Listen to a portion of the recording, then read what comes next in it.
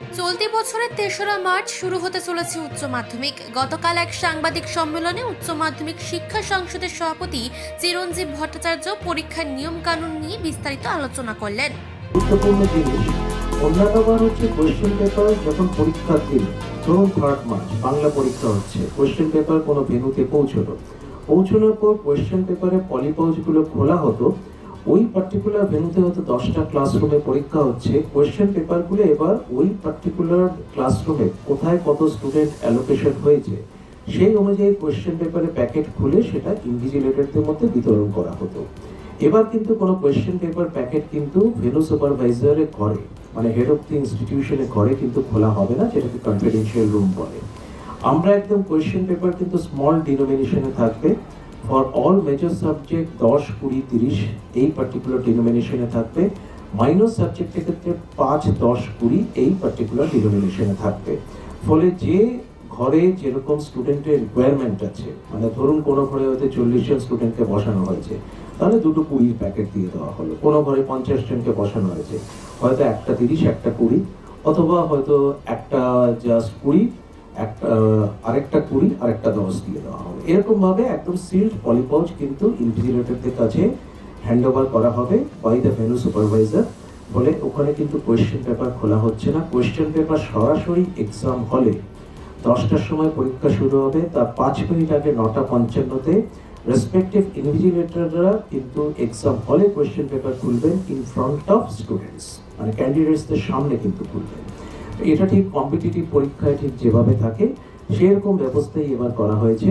ফলে স্টুডেন্টদের সামনে, সমস্ত ক্যান্ডিডেটদের সামনেই ঠিক পরীক্ষা শুরু হওয়ার অব্যবহিত আগে 5 মিনিট আগে 9:55-তে ইনভিজিলেটররা কোয়েশ্চেন পেপারে পলিপাউচ, সিল্ড পলিপাউচ ওপেন করবেন এবং ছাত্রছাত্রীদের মধ্যে question paper along with answer sheet সেটা ডিস্ট্রিবিউট করবেন। এই ব্যাপারগুলো এবার একটু নতুন করা হয়েছে। তারপর হচ্ছে যেটা আমি আগেই বললাম, সেটা হচ্ছে সিকিউরিটি ফিচার্স।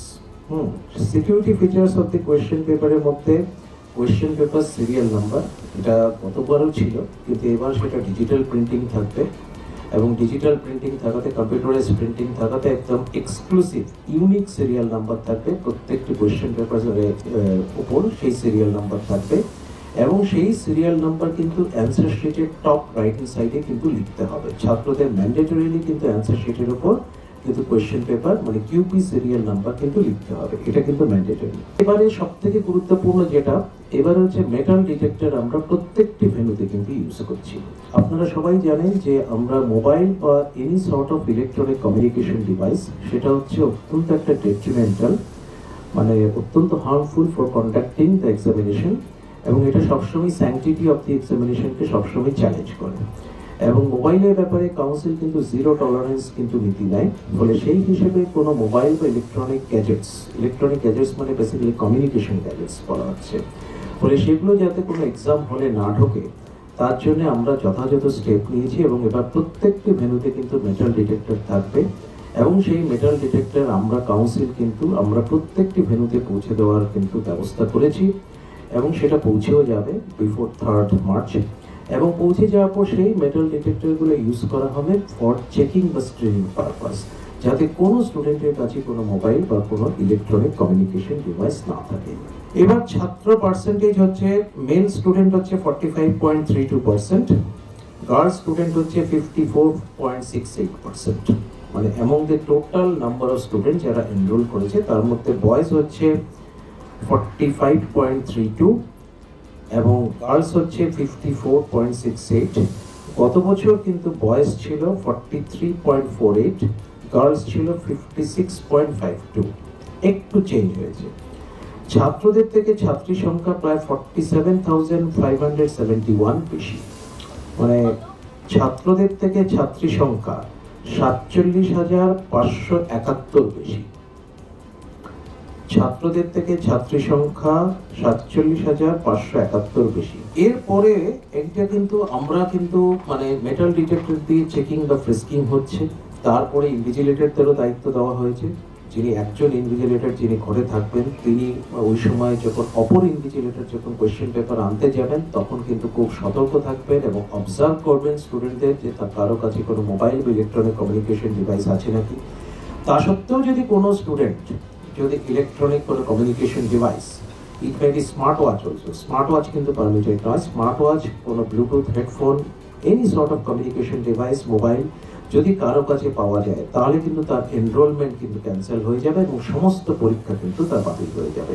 মানে কেউ যদি ফার্স্ট ডেতে ধরা পড়ে তার অ্যাডমিট কার্ড সিজ করে নেওয়া হবে, সে কিন্তু বাকি কোনো পরীক্ষাতে দিতে পারবে না।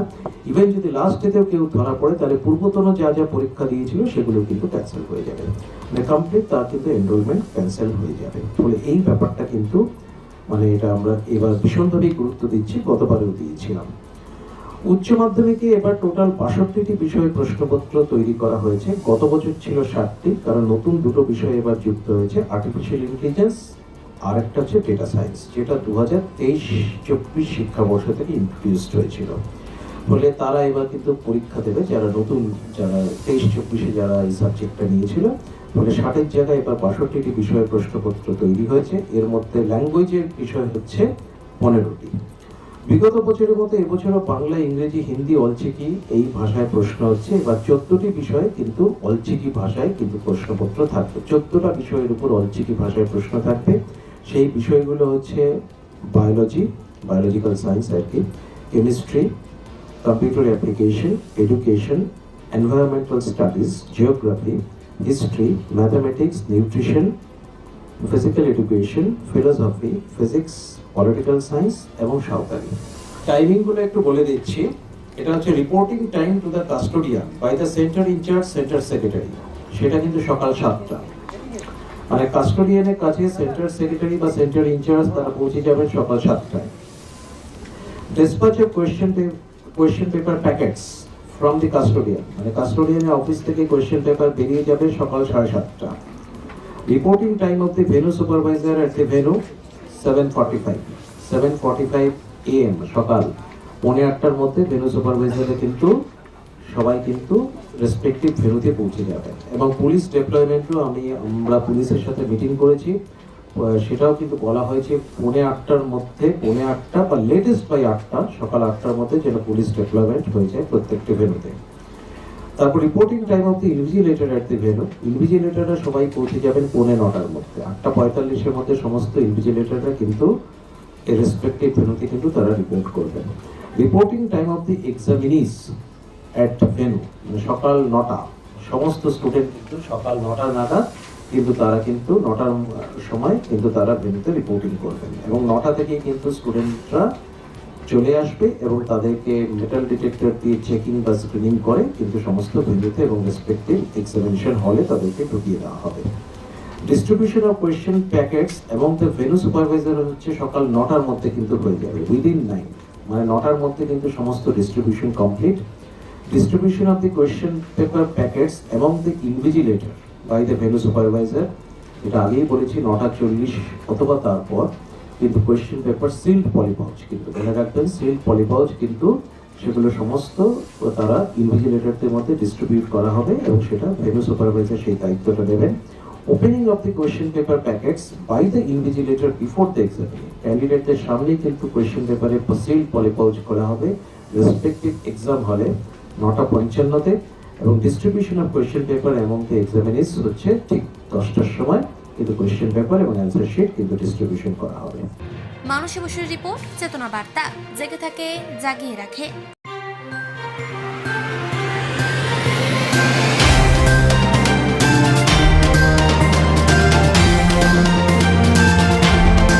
চেতনা বার্তা, জেগে থাকে, জাগিয়ে রাখে।